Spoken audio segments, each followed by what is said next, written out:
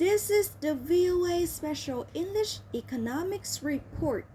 The economic situation in Italy is worrying investors and may have caused its prime minister hit job. Like Greece, Italy is facing pressure to make unpopular cuts in government spending. Silvio Berlusconi sought to enact measures meant to satisfy his country's creditors. On early November 8th, Mr. Berlusconi won a protest vote in Italy's lower house of parliament. But the prime minister lost something else. A majority of lawmakers in the lower house refused to vote. It appears Mr. Berlusconi has lost their support. He announced that he would resign after Parliament passed budget skirting measures. Italian government debt is about 120% the size of the country's economy. That is second only to Greece in Europe.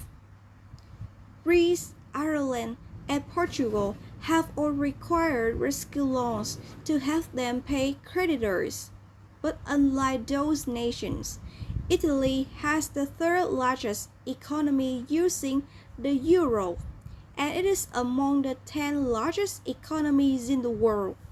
On November 7th, European Finance Minister met in Russia to discuss the deepening debt crisis among nations using the euro.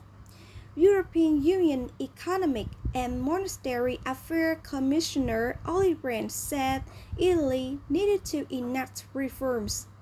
It is essential now that Italy will stick to its fiscal targets, ensure their implementation, and intensify the structural reforms that can boost growth and job creation. Italy recently faced an increase in borrowing costs that topped 7%. Unlike Greece, Italy's budget deficit is not out of control. A greatest concern, however, is Italy's lack of growth and job creations.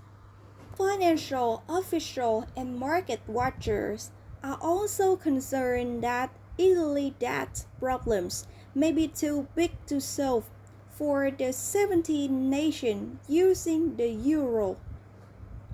European leaders have yet to agree on the size and conditions of the rescue fund or plan. In Brussels, Dutch Finance Minister Jan Kees de Jager said the rescue fund needed to be bigger. But he said budget reform of euro nations was important too. We have to increase the capacity of the emergency fund. That's very important, but it's not the only thing.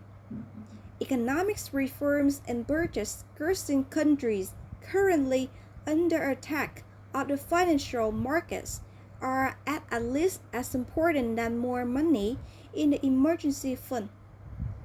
For VOA Special English, I'm Alice Villarreal.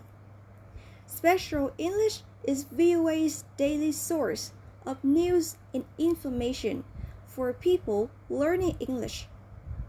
Go to voaspecialenglish.com for transcript and MP3s of our stories and for the classroom, our e-learning platform.